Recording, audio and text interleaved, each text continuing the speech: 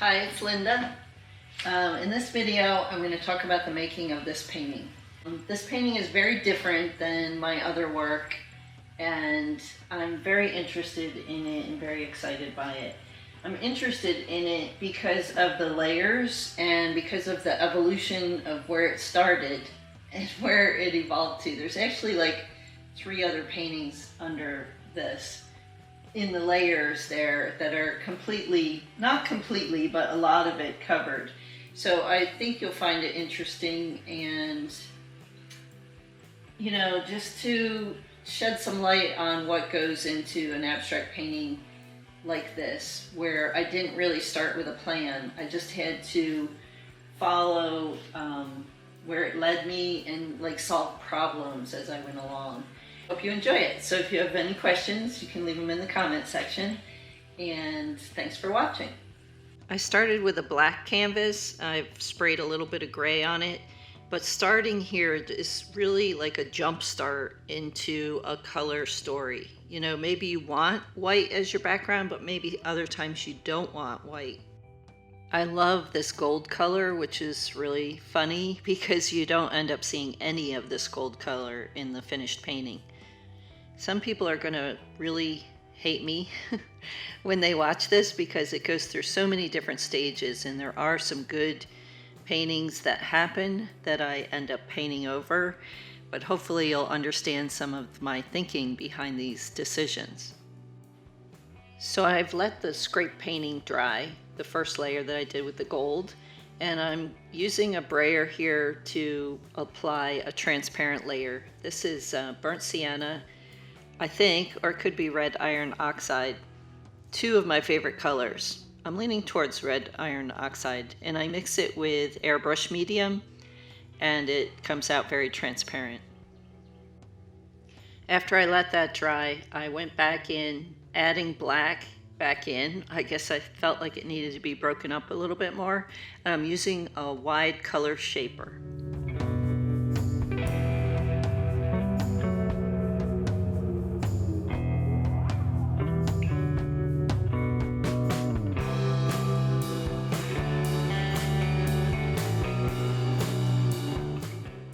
The squeegee works great here to get large areas, to cover large areas. So I'm really just enjoying the mark making with the squeegee and the wide color shaper, and not really sure where the painting is going because to me it doesn't look like a finished painting. So I used some contact paper and just cut out shapes, circles, not drawing them perfectly, but varying the size, and then I stick them down to the dried painting.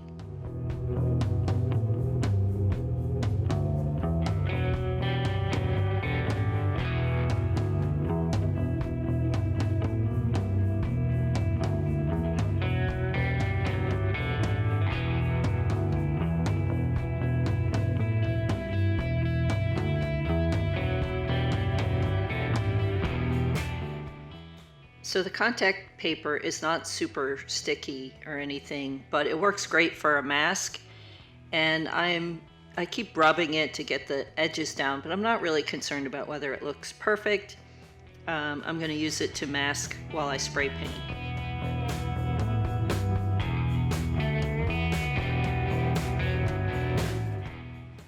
I always spray paint outside, and I usually wear a mask as well. This is an artist spray paint, I believe, Liquitex, but I use all kinds of different spray paints. Each one has a little bit different, look and feel. This dries very matte.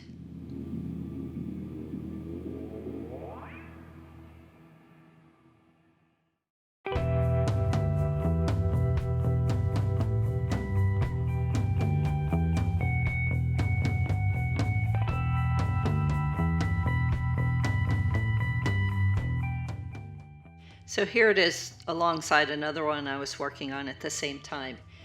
And part of me says I could have left it alone. I felt like the yellow spray paint made it a little bit muted. So I wanted to contrast that with the brighter yellow. So here, I could have left the contact paper on in the places where I wanted to add this brighter yellow, would have saved me the step of trying to paint around these circles. But at the time I didn't know, my paintings are never planned out. I'm just responding to what's happening on the canvas. And that's the fun of it. It also can be a little stressful as you see me go through this process. This one, I painted over probably decent looking paintings several times, but I was trying to get at something, and that often happens, especially if you're working towards a new look, or you're striving, you're pulling from different inspirations. I mean, there's some things that I do on my painted papers that I use for collage that I never do in my paintings because I'm nervous, that that's not going to work, or I won't be able to control the composition. I won't be able to control, the busyness. So this is a small canvas. I think it's 26 by 20. And I just feel like I can do whatever I want. If I don't like it, I'm going to cover it over. So like I said, some people might get angry if they see that I had decent looking paintings as we go along, and I just kept painting on it.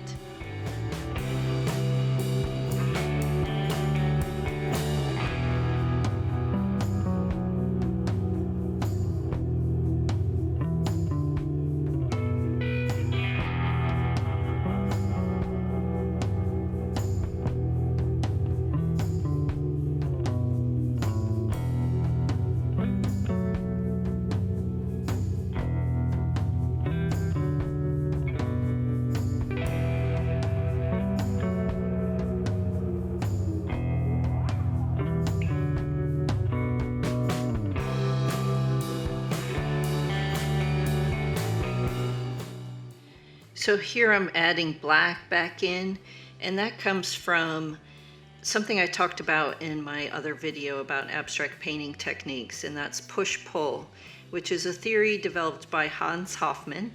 His theory was that color and form can create spatial depth and movement in a painting through traditional linear perspective and also advancing and receding colors.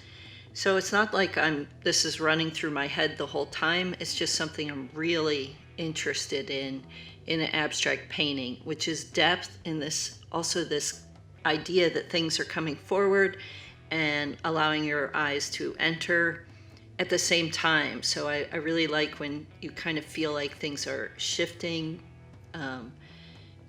coming at you and moving away from you. So this was an interesting painting just at this stage, but I felt like it needed a cool color in the mix for contrast. And here I'm using a mono printing technique. And it's a little bit off camera, sorry about that. And if you're really interested in this technique, I do have a video about it. And I'm using a squeegee to kind of push the paint around, and then I'm printing it on the canvas.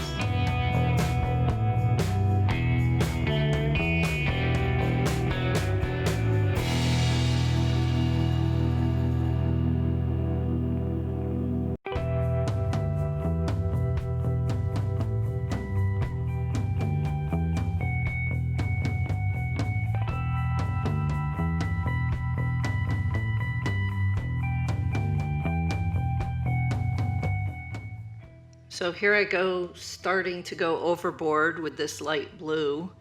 I don't know, I thought the other marks just made it busy, so I wanted to create a larger area of the light blue.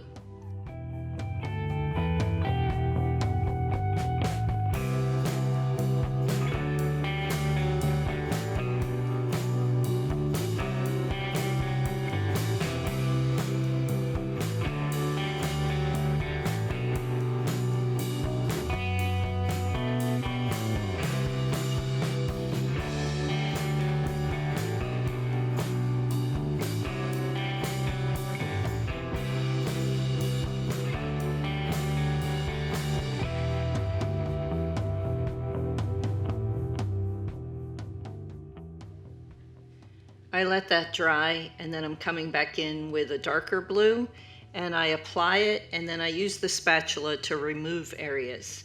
So a lot of times I am working on layers that are dry. I don't always say that, but for the most part, that's the case. So the painting takes weeks to develop, and I probably have too much time, to think about stuff in between. So yeah, you can see I'm wiping back out or scraping paint off, applying paint and then scraping it off.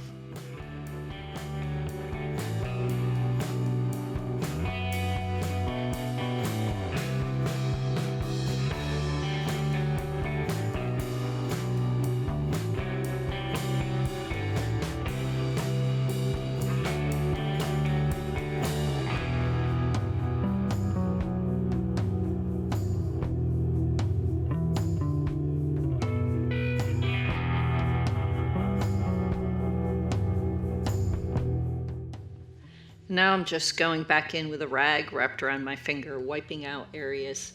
It's interesting here, I'm going back to some of the circles that are underneath.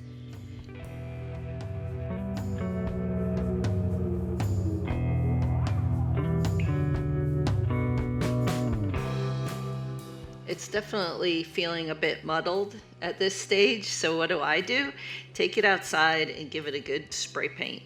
And I do feel like maybe I went a little bit overboard here, but as I said earlier, I was just kind of throwing everything at this canvas and trying not to be fearful that I was ruining it or whatever, and just keep going. Here I'm adding another layer of that light blue, which I really like, against the black, and I think this is where I lose most of what I had before.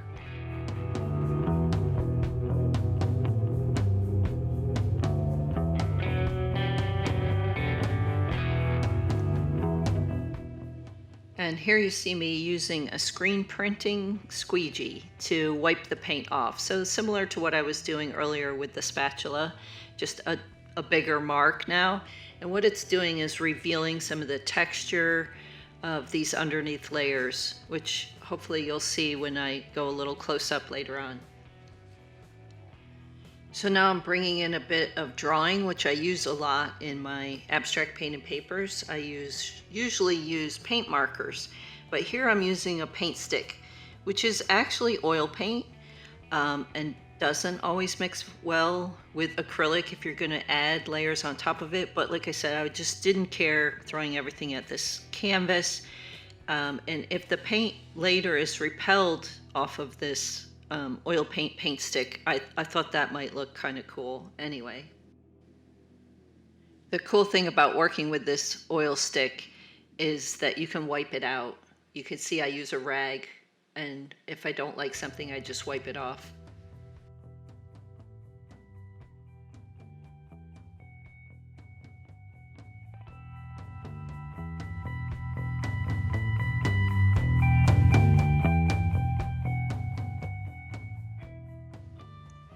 When in doubt with what to do, just take it outside and spray it with orange spray paint.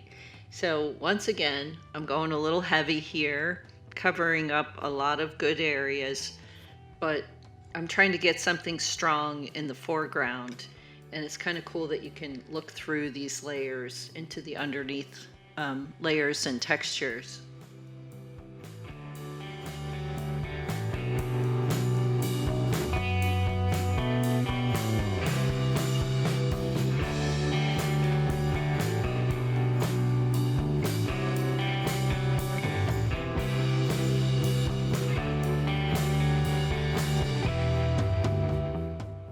Now I'm using the squeegee to add more of the light blue, and the thought behind this is to bring that light blue back to the forefront, or some of it, so you get that push-pull.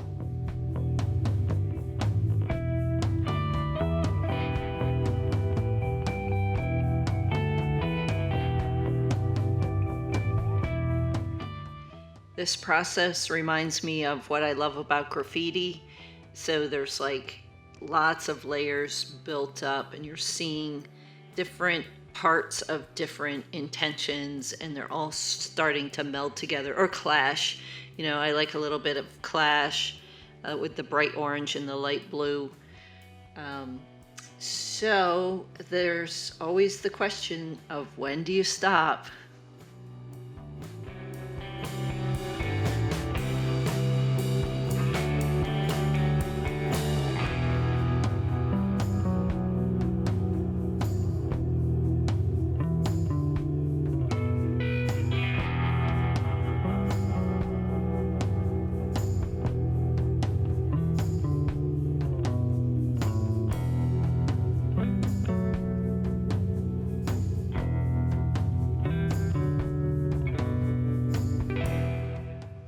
I have a video about scrape painting if you're interested in this technique, and right here I'm using every tool, including a piece of styrofoam that's cut from a takeout container. And each tool leaves a slightly different mark. You saw me using the screen printing squeegee, the glass squeegee that you buy at the hardware store, a piece of cardboard, which leaves a different mark than even the piece of styrofoam. So I'm just really playing with this whole scrape painting idea and how I can incorporate it in my normal language, my normal vocabulary. This is black fluid acrylic, which goes on like ink. It's really, really fluid, but very opaque. So you can use it just like ink with a brush.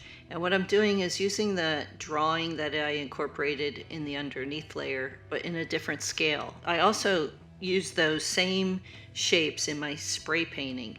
So I'm creating layers of pattern, but I'm just altering the scale of this pattern that I seem to, enjoy drawing.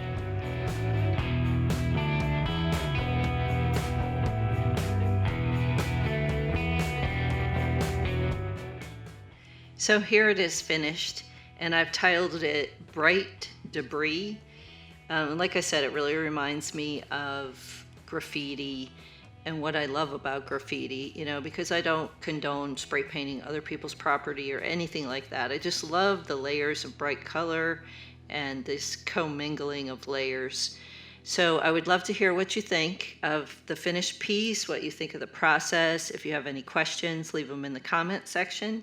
And thanks for watching. If you like this video, subscribe to my channel and give me a thumbs up. Hit the bell for notifications. Thanks so much.